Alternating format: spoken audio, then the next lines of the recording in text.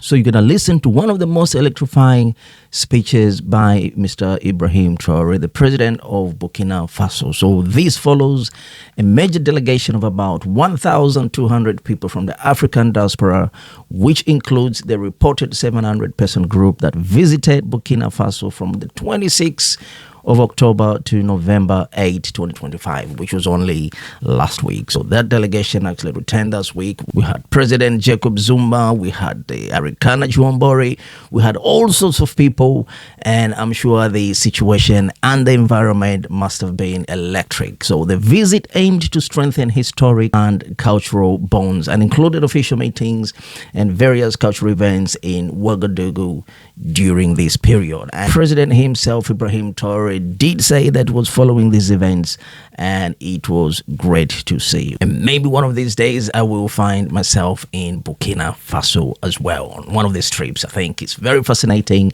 It must be very interesting. So without wasting time, let's dive into it.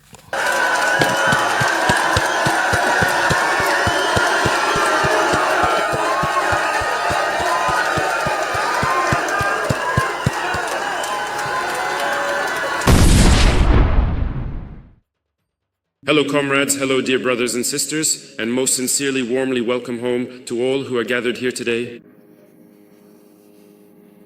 This morning, I wanted to thank you from the bottom of my heart.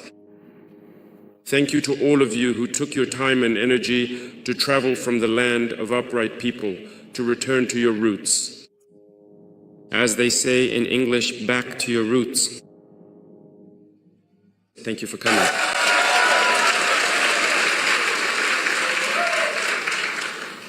You have truly shown us the spirit of brotherhood. You have honored us, and I sincerely pray to God that He continues to bless you all, to grant you good health and the strength you need to keep coming back to your roots. May you always find support and encouragement here. Among you, there are elderly people, very elderly, who, despite their age, made the journey with you. I thank you deeply from the bottom of my heart, and may God continue to comfort you.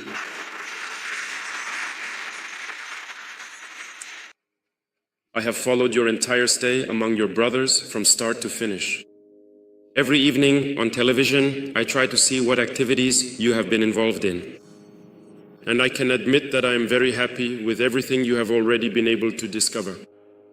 But I pray to God that time will still be on our side and that you will be able to come back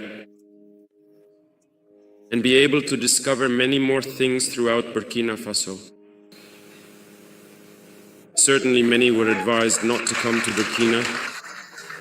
You are now our ambassadors, and I think you are the best positioned to help others understand that Burkina Faso is far from what those Western media try to portray to the world. Burkina is a welcoming place. Burkina is resilient. Burkina stands tall, and Burkina is alive. And thank you for proving this in the eyes of the world.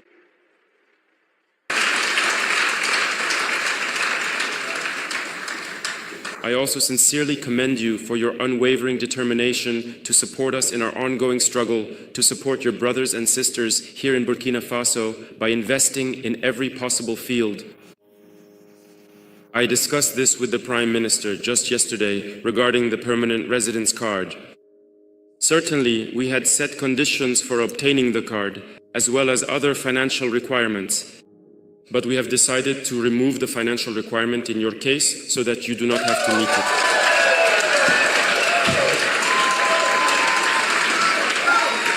So for you, it will simply be a matter of fulfilling the requirements related to the card itself. For all the other conditions, you will be exempt. And thank you for leading the way for all those who wish to obtain this card, invest, and stay in Burkina. That being said, Burkina Faso is a country under construction. I think many opportunities have been presented to you. There are still many more opportunities. For example, the matter of radio and television. I can also assure you that I will do everything I can to support the creation of such a radio or television station here in Burkina Faso.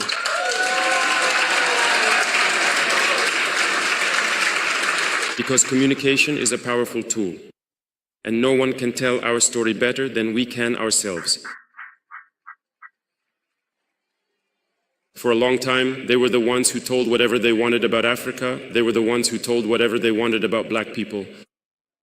Now it is time for us to say no to that and to tell things as they really are. I encourage you to pursue this project, which we will strongly support. Burkina Faso is under construction. We have started to change many of our laws to allow for better coexistence, but also to secure the investments of Burkinabe people and of all those who wish to come and invest in Burkina Faso. When we look at the real estate sector, for example, it is a rapidly growing field in Burkina Faso. We are also focusing on agriculture and agricultural processing, especially the agri-food industry and energy. In short, there are many sectors that are open, and we need the brains of our brothers to come here and build the necessary industries to process our raw materials. It should be us feeding the world, not us having to be seen as beggars in the eyes of the world. And it is entirely possible for Africa to feed the world.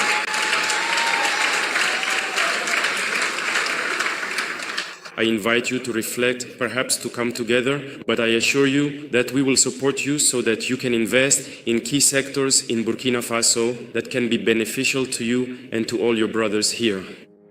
And that is the very essence of our culture.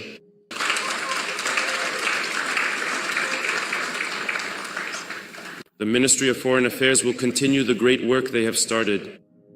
By the way, I congratulate them for this initiative with the Institute, which has accomplished this wonderful work. Continue the work of presenting opportunities so you can be guided and directed towards structuring and beneficial investments. And we will continue to monitor this very closely so that you will not be disappointed with your investment in Burkina Faso.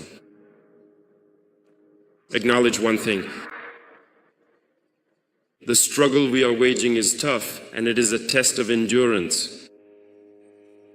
And you have decided to carry our message throughout the world. We are not fighting for Burkina Faso alone. We are fighting for Africa. We are fighting for black people. We are fighting for the dignity of Africa. We are fighting for the well-being of our people. And who fights for the dignity and well-being of its people also carries something in their heart. We stand wholeheartedly with all peoples who fight for justice, for equality, for well-being. And we are friends to all peoples who respect us and who respect our sovereignty and our dignity. And thank you for standing with us in this struggle we are waging. It is very difficult to wage this kind of struggle, and I know that you know this even better than I do. To see Africa awakening is truly a nightmare for some. But Africa is indeed awakening, and Africa will awaken.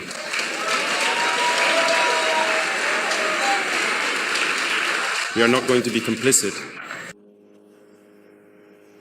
in their deepest and most sincere wishes.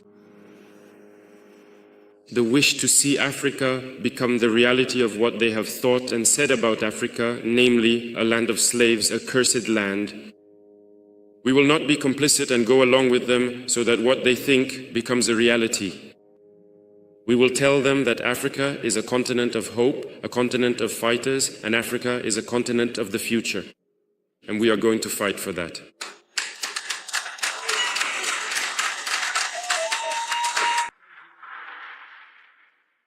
Some will say that it is impossible for Africa to catch up, to wake up. We were told this when we wanted to take our country's destiny into our own hands. That it is impossible to do what we want. Others tried to discourage us. They always brought up examples of African heroes whom they killed to tell us that these heroes tried but couldn't succeed, to make us believe that our struggle is in vain. But we said that impossible is not African. If impossible were African, our grandparents, our ancestors would have suffered greatly. There is no other people in the world who have suffered like Africans. No people can claim to have survived after all the ordeals that black people have endured.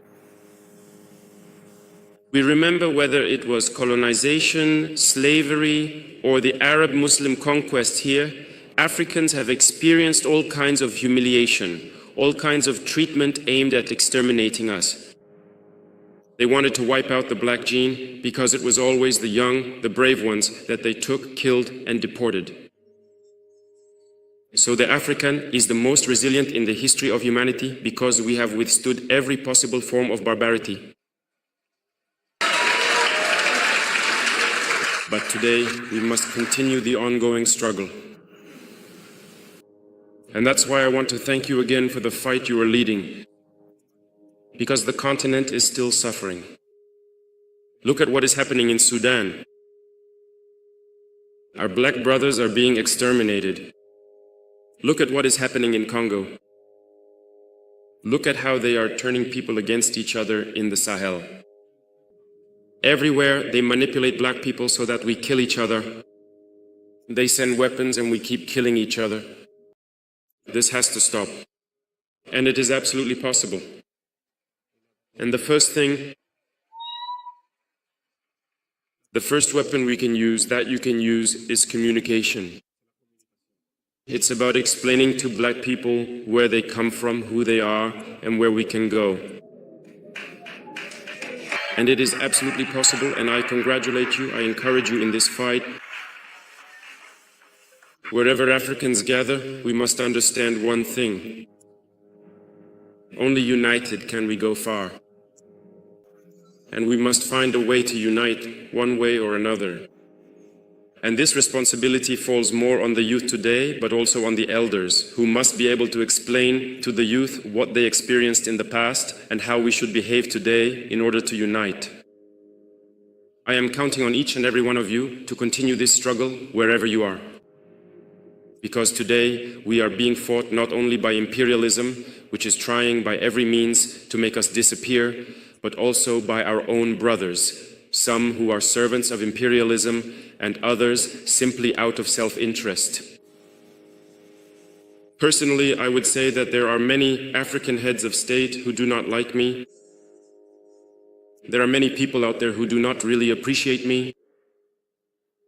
Maybe it's because they're jealous. Maybe also I'm a threat to their master.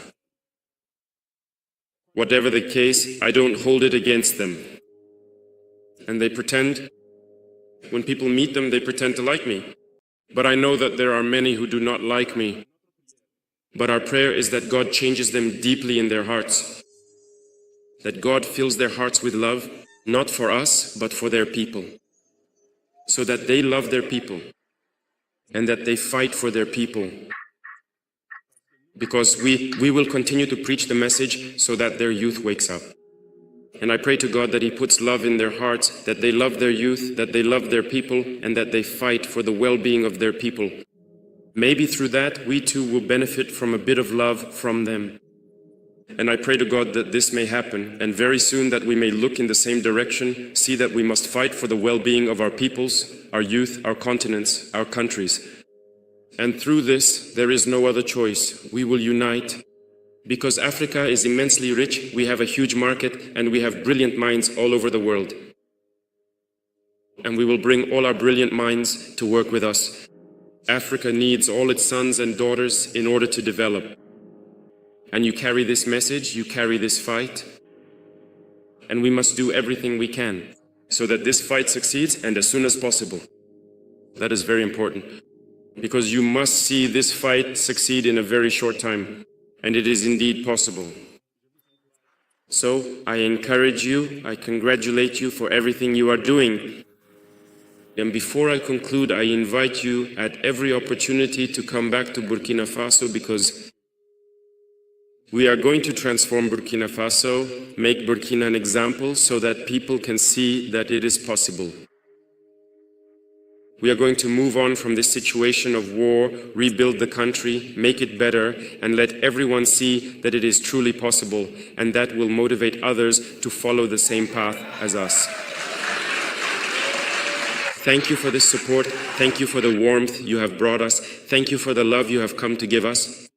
And I pray to God that you all return safe and sound, and that you come back home to Burkina Faso to invest and live in peace whenever you wish. Thank you very much to all of you. May God be with you. May God bless you. Homeland or death, we shall overcome.